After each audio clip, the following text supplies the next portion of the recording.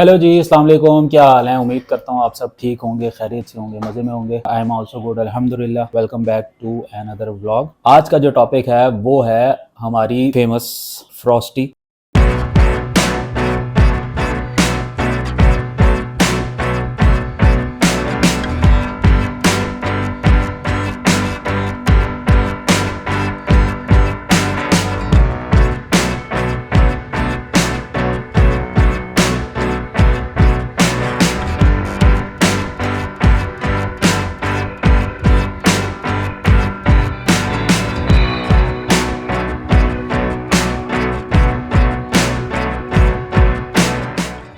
आज मैं आपसे पूरी डिटेल शेयर करूंगा, उसमें कितने पैसे लगे, कहाँ कहाँ लगे, कैसे कैसे लगे, जो उसमें पार्ट्स इंस्टॉल हुए वो कहाँ से सोर्स हुए, कौन से पार्ट्स नए लगे और कौन से पार्ट यूज। ये बात है बचपन की। असल में गाड़ी जो है ये होंडा सिविक 1998 मॉडल है। बचपन का प्यार वो आपसे किसी दिन फिर शेयर करूंगा। बचपन का प्यार कैसे है। बेसिकली बचपन में गेम खेलते थे, नीड फॉर स्पीड अंडरग्राउंड, उसमें गाड़ी आई। और तो इस गाड़ी को लिए हुए तकरीबन 2 साल हो गए। ये मेरा पहला प्रोजेक्ट है जिसको मैंने फुल डिटेल से अभी तक इस कंडीशन में लेके आया हूँ। और जब ये आई थी तब इसकी कंडीशन थी ये।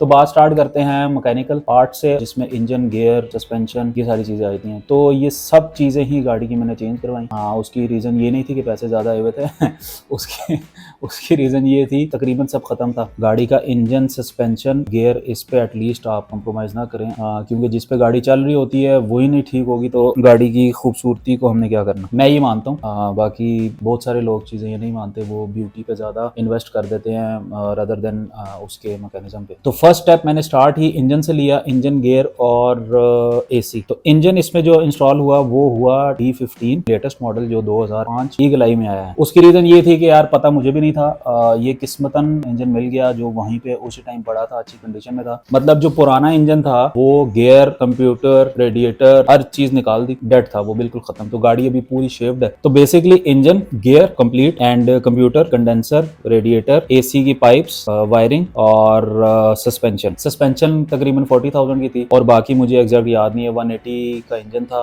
तो ये जो टोटल बिल बना था ये बना था 3,20,000। गाड़ी रनिंग में आ गई और इसी तरह ही फिर मैंने तकरीबन गाड़ी 2 महीना चलाई। टेस्ट करना था, इंजन भी टेस्ट करना था, गियर भी टेस्ट। तो बेसिकली अकलमंदी यही है मेरी नज़र में। अकलमंदी ये है कि आप अगर कोई गाड़ी ले रहे हैं या आपने कोई पुरानी गाड़ी रख के उसको लॉन्ग टर्म लेके जाना है या उसको चलाना है, फर्स्ट आप ये मेक श्योर कर लें कि आपके मैकेनिकल जितना भी पार्ट है, मैकेनिकल जितनी भी चीज़ें हैं वो आपकी ठीक हों। देन आप बॉडी वर्क की तरफ जाएं, जिसमें आपका पेंट, डेंटिंग, डेकोर आपने गाड़ी में करना है। तो इसलिए मैंने भी यही किया, पहले उसका इंजन सेटअप सारा करवा। और इसी कंडीशन में मैंने 2 ट्रिप किए। एक गुजरांवाला दोस्त की शादी पे, हम इसी गाड़ी पे गए, वहाँ पे भी टेस्ट हुई GT रोड पे। एंड देन एक दफ़ा मैं इसको मोटरवे से पेशावर भी लेके गया, सिर्फ इंजन का बेसिकली चेक करना था। और माशाल्लाह अल्हम्दुलिल्लाह ज़बरदस्त, बेहतरीन और एवरेज भी बहुत अच्छी दी इसने। क्योंकि मैनुअल ट्रांसमिशन है तो इसने जो लॉन्ग पे एवरेज दी वो दी मुझे तकरीबन 15.5, और शहर के अंदर ये तकरीबन 11-12 कर रही। ऑटो करवानी थी गाड़ी, लेकिन उस टाइम ये बहुत बहस हुई हमारी अजमल भाई के साथ कि यार इसको ऑटो कर दो। वो कहते नहीं, आप इसका जो मैनुअल का मजा है वो मैनुअल का वो बहुत अच्छा आता है। तो खैर अब रश की कंडीशन में रश बढ़ रहा है और वो ड्राइव बहुत हेक्टिक हो जाती है, तो इसलिए अब मैं इसको प्लानिंग कर रहा हूँ कि मैं इसको ऑटो ही करवाऊंगा। क्योंकि जो इसमें इंजन है वो, आपने अगर मेरा पिछला ब्लॉग देखा हो जो एक्सेल वाला था, उसमें मैंने बताया था कि बेसिकली मैं इसमें CVT गियर लगवाना चाह रहा हूँ ऑटो में, क्योंकि इस इंजन में ऑप्शन आई है इसमें CVT गियर लग जाता है। तो खैर ये टोटल कॉस्ट आ गई इसकी 3,20,000, जिसमें आपकी गाड़ी चलने की कंडीशन में आ गई और बेहतरीन माशाल्लाह, बिल्कुल जबरदस्त। देन ये गाड़ी 2 महीने चलाई और उसमें हुआ ये कि माशाल्लाह मैकेनिकल कोई काम निकला नहीं। बस गाड़ी की जो स्क्रीन थी उसमें से कहीं लीकेज आई। लीकेज जो थी वो नीचे पिलर से होती हुई नीचे, क्योंकि इसका जो कंप्यूटर होता है वो पैसेंजर साइड के पाँव में होता है, लेफ्ट साइड में, तो वहां से कहीं पानी उस कंप्यूटर तक चला गया और वो कंप्यूटर गीला हुआ, जिसकी वजह से गाड़ी स्टार्ट ना हुई। अगर किसी के साथ ये इशू आ रहा है तो मस्ट चेक कि वो आपका जो लीकेज है बारिश का, अगर पानी कहीं से आया है नीचे तो वो साइडों से पिलर से होता हुआ इस तरफ अगर गया तो वहाँ पे कंप्यूटर होता है, तो इट्स वेरी डेंजरस। तो आप मेक श्योर करें कि आपकी जो विंड स्क्रीन की सील है वो बिल्कुल बेहतरीन पैक हो और पानी जो है वो उसके अंदर ना आए। तो खैर ये एक इशू आया जिसकी वजह से फिर मैंने गाड़ी डेंटर के पास लेके गया मजबूरन। मेरा भी प्लान नहीं था लेके जाने का, लेकिन मुझे मजबूरन जाना पड़ा कि यार ये, वैसे तो एक काम ये भी था कि मैं उसको सिर्फ स्क्रीन निकलवा के उसकी सील करवा देता। तो मैंने कहा यार चलो इसको तैयार करवाना है तो स्टेप ले लिया जाए और शुरू करते हैं। देन फिर इसकी डेंटिंग पे आ जाते हैं, डेंटिंग और इसकी पेंटिंग तो इसकी डेंटिंग और इसका पेंट। यस, तो डेंटिंग पे जो इसकी कॉस्ट आई वो आई 40,000 और जो इसकी पेंट की कॉस्ट आई वो आई 50,000। तो गाड़ी में एज सच इतने डेंट नहीं थे और दूसरा गाड़ी रस्टेड नहीं थी, गली हुई नहीं थी जिसपे हमें कोई एक्स्ट्रा चादरें कपड़े कह रहा हूँ कोई चादरें और कोई ऐसी चीजें वेल्डिंग शेल्डिंग नहीं करनी पड़ी। अल्हम्दुलिल्लाह गाड़ी बिल्कुल ठीक थी और डेंट भी हल्का फुल्का था लेकिन वो उन्होंने बड़ा जबरदस्त कर दिया। तो 40,000 और 50,000 ये हो गए 90,000 डेंट और पेंट के। तो जब डेंट और पेंट हो रहा था तो दो पार्ट्स गाड़ी में ऐड हुए जो बहुत मेजर हैं। First major one is bonnet जो कि नया आया और सेकंड इज बम्पर जो कि ऑल्सो नया आया। और अल्हम्दुलिल्लाह मुझे नहीं यकीन था कि शायद इसका पता नहीं मिलता है कि नहीं, लेकिन बॉनेट भी 0 मीटर अभी भी मिलता है इसको और बम्पर भी इसके 0 मीटर मिल जाता है। तो जो बॉनेट की कॉस्ट थी वो मुझे मिला था 15,000 का और जो फ्रंट बम्पर था वो मुझे मिला था 7,500 का। मैं तो कहूँगा आप बहुत खुशकिस्मत हैं कि अगर आपकी गाड़ी के नए बॉनेट मिलते हैं। तो भाईजान अगर आप गाड़ी पूरी पेंट करवा रहे हैं तो प्लीज़ ये बॉनेट जो है आप ब्रांड न्यू लें और उसको जस्ट पेंट करवाएं बेहतरीन ज़बरदस्त, क्योंकि गाड़ी का एक बहुत बड़ा पार्ट है, उसमें मेरे ख्याल से आपको कंप्रोमाइज़ नहीं करना चाहिए। तो पेंट और डेंटिंग में तकरीबन 1 महीना लग ही गया था क्योंकि बीच 5-6 दिन बारिशें होती रही थी जिसकी वजह से काम रोक दिया था। और इसी दौरान मैंने कुछ पार्ट्स ले लिए थे जो कि मैंने इसमें इंस्टॉल किए। एक तो आप ये जो फॉग लाइट्स देख रहे हैं इसकी बम्पर में इंस्टॉल होती हैं, ये ब्रांड न्यू लेके आया था और ये मिली थी 6500 की, पेयर मिला था पूरा। और इसके अंदर पूरी कंप्लीट वायरिंग शेयरिंग होती है आपके डैशबोर्ड पे। इसके साथ बटन भी होता है जो आपके डैशबोर्ड पे एज इट इज फिट हो जाता है। और इसकी हेडलाइट्स जो हैं ये पेयर आया था 18,000 का। जो इसकी ये फ्रंट लिप आप देख रहे हैं ये बेसिकली प्लास्टिक में है और ये मिली थी 15,000 की। जो साइड स्कर्ट है ये वो इसके जेन्युइन होते हैं, वो मैंने इसमें कोई एक्सटेंशन कुछ भी नहीं किया, ये एज इट इज। देन अगर बैक साइड पे आते हैं, बैक पे जो आप लाइट्स देख रहे हैं ये बेसिकली मेरी पुरानी ही लाइट थोड़ी सी ऑल्ट्रेशन कर ली थी। लाइट्स वाले ने मुझे नीचे वाली पट्टी पूरी वाइट कर दी थी क्योंकि इसकी एक साइड ये छोटी वाइट होती है और दूसरी ऑरेंज होती है। तो वो ऑरेंज वाला पार्ट हटा के उसने मुझे व्हाइट पार्ट लगा दिया तो बस वो RS वाली फील आ गई। देन अगर बैक साइड पे हैं तो बैक साइड पे लिप मैंने अभी कोई नहीं लगाई, मुझे लाइट मिल गई थी शाहिद भाई से। शाहिद भाई is a very good man also. Ajmal Khan जिससे हमने इंजन लिया था ये उन्हीं के साथ ही उनकी शॉप है और ऊपर इनका वेयर हाउस है और काफ़ी सामान इनके पास होता है। बॉडी पार्ट से रिलेटेड अगर आपको कोई भी चीज़ चाहिए हो होंडा में तो आप इनसे रब्ता कर सकते हैं।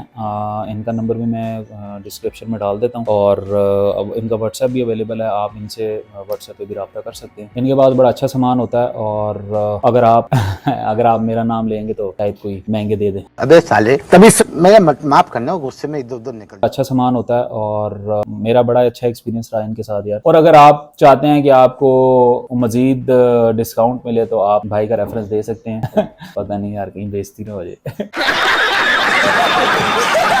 नहीं आप दे सकते हैं यार, वो very good friendship. Yes, back side पे बम्पर की एक्सटेंशन नहीं लगी अभी मैंने खैर सोचा नहीं इसके बारे में। और जो फ्रंट भी लिप लगी है ना, लिप भी बेसिकली एक और आती है फाइबर की जो बम्पर के साथ अटैच होती है, के ऊपर भी प्रोटीन फिलिंग करके लगाई जाती है। मुझे वो पसंद नहीं थी क्योंकि उसमें जब हल्की सी गाड़ी कहीं लगती है तो उसमें क्रैक्स आ जाते हैं, तो वो बस पता नहीं क्यों वो मुझे नहीं अच्छी लगती थी। कहीं पे वो जब फ्रेश होती है तब तो बहुत अच्छी लगती है, बट आफ्टर टाइम जब हल्की सी कहीं गाड़ी लगती है तो वो पूरा लिप हिलता है और वो प्रोटीन से फिलिंग हुई होती है और उसमें क्रैक्स आ जाते हैं। यही लिप जो लगी हुई है बेसिकली मुझे यही चाहिए। तो ये भी मैंने शायद भाई से एक बोला था, उन्होंने मुझे सोर्स करके दी। तो ये बेसिकली नीचे से अटैच हो जाती है सिर्फ और ये है भी प्लास्टिक की, फ्लेक्सिबल है, क्रैक नहीं होती, टूटती नहीं है। तो ये था टोटल।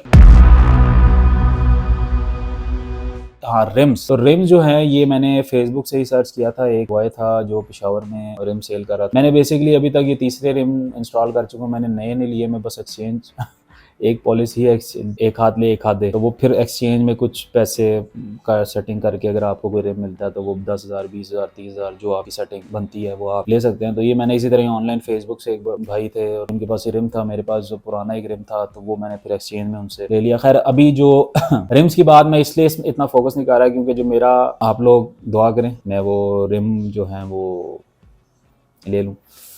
तो वो स्पून रिम है और कोई ऐसी चीजें होती है ना जिसको आप देखते हो तो वो आप बस ऐसे में बड़ा सख्त लौंडा हूं, लेकिन यार यहाँ में पिघल गया। हवाएं चलती हैं तो यार ये रिम वो है यार, मेरा लव है, लव क्या बोला तूने? लव है, लव। नहीं पहले क्या बोला? हवाएं चलती हैं चल चल चलो जाके इलाज कराओ। तो खैर वो जब रिम आएगा तो अरे कहना क्या चाहते हो? मैं आपको दिखाऊंगा इसको इंस्टॉल करके हर चीज़। और रिम अभी नॉर्मल लगे हुए हैं, कोई इतना हाई एंड नहीं है, लेकिन ये तकरीबन इस तरह के काबली रिम आपको 15 इंच में तकरीबन 40 50 60 इसकी रेंज में आपको मिल ही जाते हैं, यूज में इजीली मिल जाते हैं, इतने कोई एक्सपेंसिव। हाँ कुछ ब्रांड्स हैं जो एक्सपेंसिव हैं, स्पून और एक्सपेंसिव है। और उसके अलावा कोई ऐसी चीज़ इंटीरियर में, हाँ इंटीरियर में मैंने ऐसा सच कोई चेंज नहीं किया, मैंने कोई कोशिश नहीं करवाई, मैंने मेरे पैसे ख़त्म हो गए थे, मैंने बस नहीं वैसे भी ना इंटीरियर माशाल्लाह साफ था, तो इस वजह से मैंने कोई उसमें सच खर्चा नहीं किया। एक खर्चा हुआ है वो है स्टेयरिंग की कॉस्ट जो थी वो आई थी 10,000। और फिर इसका एक मीटर भी चेंज किया है, क्योंकि मीटर मुझे लाइट्स वाला पसंद था थोड़ा, मैं पिंडी बॉय हूँ तो मुझे I love lights lights he lights. तो मीटर जो है वो मेरे बड़े अच्छे दोस्त हैं हसन भाई, जिनसे मैंने मीटर सोर्स किया, और उन्होंने ये खुद ही इसमें लाइट्स लगाई थी, और काफ़ी टाइम से उनके पास चल रहा था। वरना नॉर्मली होता ये है कि जब आप मीटर की लाइट्स लगवाते हैं तो वो कुछ अर्से बाद ना वो डिम होने लग जाती हैं या कुछ वो फिर, लेकिन ये अल्हम्दुलिल्लाह 5-6 साल से चल रहा है मीटर उनके पास भी, और मेरे पास भी चल रहा है। No even a single blink, और या फिर कहीं से भी लाइट उसकी ब्लिंक की हो या होता है वो कम ज़्यादा हो, ये कुछ भी नहीं, बिल्कुल बेहतरीन माशाल्लाह। तो हसन भाई के पास भी 98 ही है होंडा, जिसे कहते हैं ना कि पुरानी गाड़ी रखने का हक अदा कोई बंदा करता है ना, तो वो ये मैंने उनसे सीखा। तो अल्लाह ताला आपको खुश रखे हसन भाई। तो मीटर मैंने हसन भाई से सोर्स किया, और ये इसकी कॉस्ट मुझे याद नहीं है, क्योंकि ये मैंने उनको मीटर अपना पुराना दिया था और वो फिर हमने एक्सचेंज कर लिया था। इसकी कॉस्ट मुझे याद, तो ये थी टोटल अभी तक की कॉस्ट। पता नहीं आजकल की प्राइसेस जो हैं वो तो मेरे ख्याल से कुछ ज्यादा ही होंगी, लेकिन फिर भी बहुत सारी चीजें ऐसी हैं जो तकरीबन मेरे ख्याल से इसी रेंज में मिल जाती होंगी। और एज यूजुअल आजकल पार्ट भी थोड़े कम है, क्योंकि ये लोग कहते हैं कि इंपोर्ट नहीं हो रहा सामान, और उसकी वजह से, वरना पहले एक टाइम में तो इसकी चीज़ें बड़ा इजीली और बड़ी अच्छी प्राइस में मिल जाया करती थी। और